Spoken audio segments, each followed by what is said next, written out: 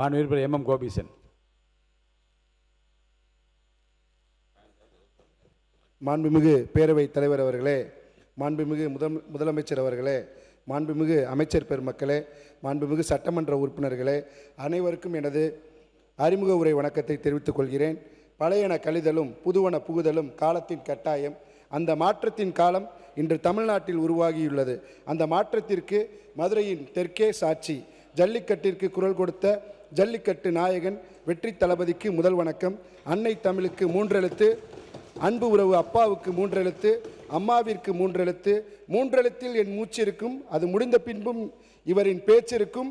India என்ற ஒரு நாடு இருக்கும், அந்த நாட்டில் என்றென்றும் இவர் பெயர் இருக்கும்.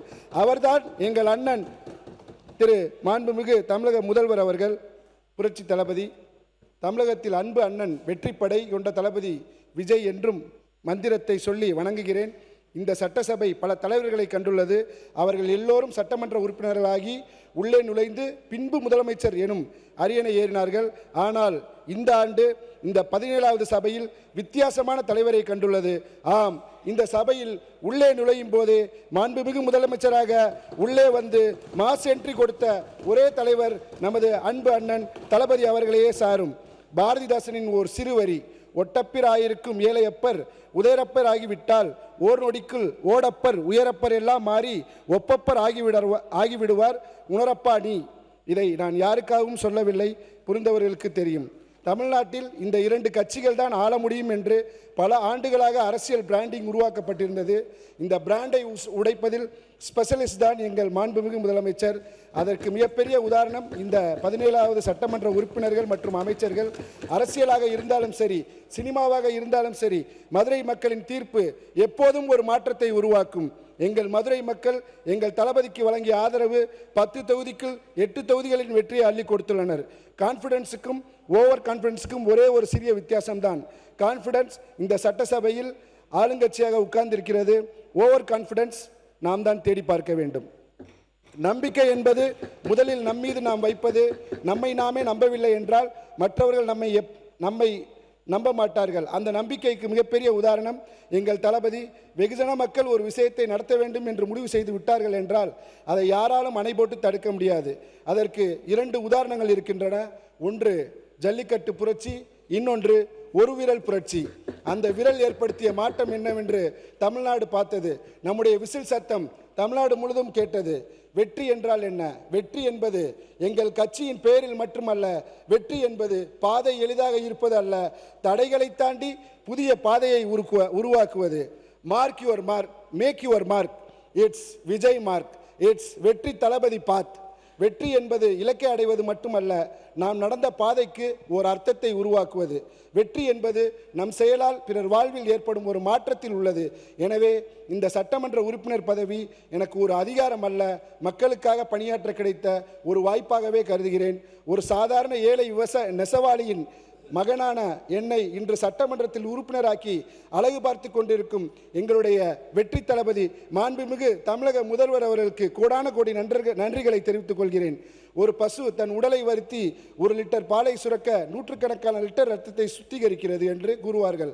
அதை போலவே தமிழக வெற்றி கழகத்தின் லட்சக்கணக்கான உறுப்பினர்களை சந்தித்து அவர்களோடு கலந்துரையாடி அவர்களை நேசித்து அவர்களின் திறமையை அறிந்து லட்சத்தை 1000ஆகவும் 1000ஐ 100ஆகவும் சுருக்கி எங்களை தாயுள்ளத்தோடு பரிசீலித்து இன்று எங்களை சட்டமன்ற உறுப்பினராக உருவாக்கிய எங்களுடைய பொதுச் செயலாளர் அன்பு அண்ணன் நீர்வளத்துறை அமைச்சர் புஷி ஆனந்த் அவர்களுக்கும் எனது பணிவான நன்றியை தெரிவித்துக் கொள்கிறேன்.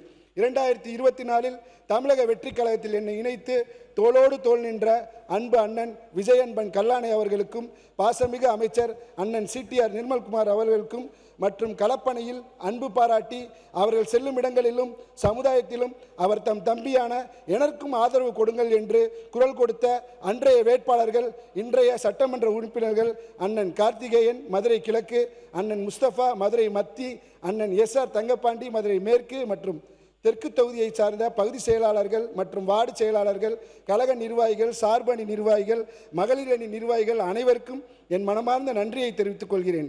மேலும் என்னை தமிழக வெற்றிக் கழகத்தில் இணைவதற்கு உந்து சக்தியாக இருந்த என் மகன் திலக்ஷன் மற்றும் என் மனைவி லக்ஷ்மி பிரியா, என்னை ஈன்ற தாய் திருமதி சாந்தி மோகன், தந்தை மல்லி மோகன், மேலும் நண்பர்கள், உறவினர்கள் மற்றும் மதுரையின் வளர்ச்சிக்கு உறுதுணையாக இருக்கும் Tamil Nadu chamber of commerce, MADITSSIA, builder association of India, Madurai chapter, AMC, Saurashtra chamber of commerce, business master communion மற்றும் ரோட்டரி சொந்தங்கள் அத்தனை பேருக்கும் எனது நெஞ்சான நன்றியினை இந்த தருணத்தில் தெரிவித்துக் கொள்கிறேன். மாண்புமிகு பேரவைத் தலைவர் அவர்களே, நான் இந்த சட்டமன்றத்தில் ஒரு போஸ்ட்மேனாக இருக்க விரும்பவில்லை. என் தொகுதியிலிருந்து பிரச்சனைகளை இங்கு கொண்டு வந்து கடிதம் கொடுக்கும் பிரதிநிதியாக மட்டும் இருக்க விரும்பவில்லை. பிரச்சனையை அலசி ஆராய்ந்து உடனுக்குடன் தீர்வு காண முயற்சி செய்யும் பீப்புள் சர்வெண்ட், மக்கள் சேவகனாக, மக்கள் காப்பாளனாக இருக்க விரும்புகிறேன். முடிந்தவரை முயற்சி செய், முடியும் வரை போராடு. இதுதான் என் நிலைப்பாடு. மதுரை தெற்கின் முக்கிய கோரிக்கைகள்: தெற்குவாசல் பகுதியில் உள்ள பாலத்தை உயர்மட்ட பாலத்தினாய் 2 அடுக்கு பாலம் அமைக்கும் வகையிலும் திட்டமிட வேண்டும். தெற்குவாசல் பாலம் முதல் அவனியாபுரம் வரை ரோட்டை அகலப்படுத்தும் பணியினை மேற்கொண்டு இதன் மூலம் மதுரை நகரின் போக்குவரத்து நெரிசலை குறைக்க முடியும். குறிப்பாக நகரத்திலிருந்து விமான நிலையம் செல்லும் பயண நேரத்தையும் குறைக்க முடியும். எனவே இதற்கான விரிவான ஆய்வை மேற்கொண்டு உரிய நடவடிக்கை எடுக்குமாறு தங்களை சட்டப்பேரவை வாயிலாக அன்போடு கேட்டுக்கொள்கிறேன். மற்றும் நெல்பேட்டை பகுதியில் இரவு நேரங்களில் ஏற்படும் போக்குவரத்து நெரிசலால் மக்கள் பெரும் அவதிக்குள்ளாகின்றனர். சில நேரங்களில் ஆம்புலன்ஸ் கூட செல்ல முடியாத நிலை ஏற்படுகிறது. அப்பகுதியில் செயல்படும் வழக்கமான லாரி சேவைகளை நகரின் புறநகர் பகுதியில் ஒருங்கிணைக்க உரிய நடவடிக்கை எடுக்க வேண்டும் என்று அன்போடு கேட்டுக்கொள்கிறேன். மதுரை பந்தடி ஏரியா, மகால் ஏரியா மற்றும் காமராஜபுரம், சின்னக்கண்மாய், செல்லூர், அரசமரம், டோபி காலனி ஆகிய இடங்களை சார்ந்த பலர் கடந்த 50 ஆண்டுகள் 100 ஆண்டுகளுக்கு மேலாகவும் வசித்து வருகிறார்கள். இப்பகுதி மக்கள் பல ஆண்டுகளாக பட்டாவுக்காக போராடி வருகின்றனர். பல கோப்புகளில் பெரும்பாலான பணிகள் நிறைவடைந்துள்ள நிலையில் அவற்றை விரைந்து பரிசீலித்து அனைத்து மக்களுக்கும் பட்டா வழங்க அரசு நடவடிக்கை எடுக்க வேண்டும் என்று அன்போடு கேட்டுக்கொள்கிறேன். அதேபோல் சந்தைப்பேட்டை டோபி காலனியில் கிட்டத்தட்ட 36க்கும் மேற்பட்ட குடும்பங்கள் கடந்த 50 ஆண்டுகளுக்கும் மேலாக அந்த இடத்தில் வசித்து வருகின்றனர். அவர்களுடைய கோரிக்கை அந்த இடத்தில் கூட்டுப்பட்டா கொடுத்து அவர்களுக்கு வீட்டு வசதி வாரியம் சார்பாக வீடு கட்டி தர வேண்டும் என்று கடந்த 20 ஆண்டுகளுக்கும் மேலாக கோரிக்கை விடுத்து வருகின்றனர். அந்த கோரிக்கையினை கனிவுடன் பரிசீலித்து அதற்கு உரிய தீர்வை காணும்படி தங்கள் வாயிலாக அன்போடு கேட்டுக்கொள்கிறேன். மதுரை ஒரு சாதாரண நகரம் அல்ல. இது கோவில் நகரம், வரலாற்று நகரம், பண்பாட்டு நகரம், சங்கம் வைத்து தமிழ் வளர்த்த நகரம். மதுரை மீனாட்சி அம்மன் கோவில், திருப்பரங்குன்றம், அழகர் கோவில், தெப்பக்குளம், மடப்புரம், சமணர் படுக்கைகள், ஒத்தக்கடை உள்ளிட்ட வரலாற்று மற்றும் ஆன்மீக முக்கியத்துவம் வாய்ந்த இடங்களை ஒருங்கிணைத்து ஒரு ஆன்மீக சுற்றுலா பயண திட்டத்தை நடைமுறைப்படுத்த வேண்டும். மதுரை மீனாட்சி அம்மன் கோயிலில் வரும் பக்தர்கள் தங்குவதற்கு ஏற்ப மதுரை வில்லாபுரம் மற்றும் தெப்பக்குளம் பகுதியில் உள்ள அரசுக்கு சொந்தமான அறநிலையத்துறைக்கு சொந்தமான இடத்தில் பக்தர்கள் தங்கும் விடுதி அமைத்து தர ஆவண செய்ய வேண்டும் என்று அறநிலையத்துறை அமைச்சர் வாயிலாக அன்போடு கேட்டுக்கொள்கிறேன். இதன் மூலம் மதுரையை சர்வதேச அளவிலான ஆன்மீக சுற்றுலாத்தலமாக வளர்க்க முடியும். இதற்கான ஒருங்கிணைந்த திட்டத்தை உருவாக்குமாறு மாண்புமிகு அமைச்சர் பெருமக்களை இந்த பேரவையின் வாயிலாக கேட்டுக்கொள்கிறேன்.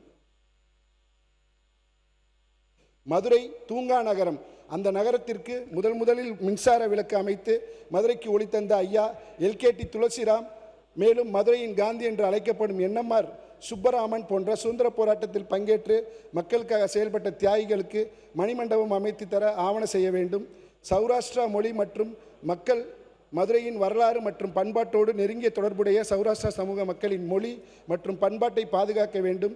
சிறுபான்மை நலவாரியத்தில் அவர்களுக்கு உரிய பிரதிநிதித்துவம் வழங்குவதையும் பரிசீலித்து நடைமுறைப்படுத்த வேண்டும் என்றும், மேலும் தமிழ்நாடு கற்றல் சட்டம் 2006 தொடர்பான சட்டப்பிரிவுகளின் அடிப்படையில் தெலுங்கு, கன்னடம், மலையாளம், உருது போன்ற இதர மொழி போன்ற தமிழகத்தில் 7 மாவட்டங்களில் உள்ள 40 பள்ளிகளில் சௌராஷ்டிரா மொழியை தாய்மொழியாக அல்லது விருப்ப மொழி பாடமாக பள்ளிகளில் நடைமுறைப்படுத்துவதற்கான வாய்ப்புகளை அரசு ஆராய்ந்து அதற்கான கோப்புகளை பள்ளிக்கல்வித்துறை மற்றும் உயர்கல்வித்துறை அமைச்சர் அவர்களை கேட்டுக்கொள்கிறேன். தேமதுர தமிழோசை உலகமெல்லாம் பரவும் வகை செய்தல் வேண்டும் என்ற மகாகவி பாரதியின் கனவை நினைவு கூறும் வகையில் மதுரையில் உலக தமிழ் சங்கம் சார்ந்த நடவடிக்கைகளை முன்னெடுத்து வரும் மாண்புமிகு பள்ளிக்கல்வித்துறை அமைச்சருக்கு மதுரையின் மக்களின் சார்பாக எனது நன்றியை தெரிவித்துக் கொள்கிறேன். சங்கம் வளர்த்து தமிழ் வளர்த்த மதுரையில் உலக தமிழ் மாநாடு நடத்தி மதுரைக்கு பெருமை சேர்க்குமாறு தங்கள் வாயிலாக அன்போடு கேட்டுக்கொள்கிறேன். மதுரை திருமலை நாயக்கர் மகாலில் தினந்தோறும் கலை பண்பாட்டு குழுவினரின் கலை நிகழ்ச்சிகள் ஏற்பாடு செய்து தர வேண்டும் என்றும், இதன் மூலமாக சுற்றுலா பயணிகள் திருமலை நாயக்கர் மகாலை மிகவும் நேசித்து பார்ப்பதற்கு வழிவகை ஏற்படும் என்பதை கூறி மாண்புமிகு அமைச்சர் அவர்களை பணிவன்புடன் கேட்டுக்கொள்கிறேன். மலர் ஏற்றுமதி மையம் மதுரை மற்றும் சுற்று வட்டார பகுதிகளில் மலர் சாகுபடி செய்யும் விவசாயிகளுக்கு உரிய சந்தை கிடைக்க வேண்டும். அதற்காக மதுரையில் மலர் ஏற்றுமதி முனையம், தரப்பரிசோதனை மையம், குளிர்சாதன சேமிப்பு வசதி, பதப்படுத்தும் மையம் ஆகியவற்றை ஏற்படுத்த வேண்டும். மேலும் மலர்களை பதப்படுத்தி நறுமண திரவியங்கள் மற்றும் மதிப்பு கூட்டப்பட்ட பொருட்கள் தயாரிக்கும் தொழிற்சாலைகளை அமைக்க அரசு ஊக்குவிக்க வேண்டும். இதன் மூலம் விவசாயிகளின் வருமானமும் இளைஞர்களின் வேலைவாய்ப்பும் அதிகரிக்கும். இயற்கை வள பாதுகாப்பு மதுரையின் மண்வளம், மலைவளம், நீர்வளம் மற்றும் இயற்கை வளங்களை பாதுகாக்க அரசு மேற்கொண்டு வரும் நடவடிக்கைகளுக்கு எனது தொகுதி மக்கள் சார்பாகவும் மதுரை மக்கள் சார்பாகவும் நன்றியை தெரிவித்துக் கொள்கிறேன். வளர்ச்சி வேண்டும், ஆனால் அந்த வளர்ச்சி இயற்கையை அழித்து அல்ல, இயற்கையோடு இணைந்து இருக்க வேண்டும். இதற்கு முயற்சி எடுத்த இயற்கை வளத்துறை அமைச்சருக்கு பேரவையின் வாயிலாக நன்றியை தெரிவித்துக் கொள்கிறேன். மதுரையை தமிழ்நாட்டின் 2ஆம் தலைநகரமாக அறிவிக்க வேண்டும் என்ற கோரிக்கையை இந்த பேரவையின் வாயிலாக தங்கள் முன் வைக்கிறேன். இதற்கு மிகச்சிறந்த முன்மாதிரி நம் மதுரையிலேயே உள்ளது. சென்னை உயர்நீதிமன்றத்தின் மதுரை கிளை உருவாக்கப்பட்டதன் மூலம் தென் மாவட்டங்களை சேர்ந்த பொதுமக்கள் தங்களுடைய நீதித்துறை தேவைகளுக்காக ஒவ்வொரு முறையும் சென்னைக்கு செல்ல வேண்டிய சிரமம் குறைந்துள்ளது. அதே போன்று நிர்வாகத்துறையிலும் அதிகார பரவலாக்கம் தேவை. சென்னையில் மட்டுமே நிர்வாகத்தின் முக்கிய மையங்கள் குவிந்து கிடப்பதால் தென் மாவட்டங்களை சேர்ந்த பொதுமக்கள் பல்வேறு அரசு பணிகளுக்காக நீண்ட தூரம் பயணம் செய்ய வேண்டிய நிலை உள்ளது. நீதித்துறையில் மதுரை கிளை உருவாக்க முடிந்தால் நிர்வாகத்துறையிலும் மதுரையை 2ஆம் நிர்வாக தலைநகராக உருவாக்க ஏன் முடியாது?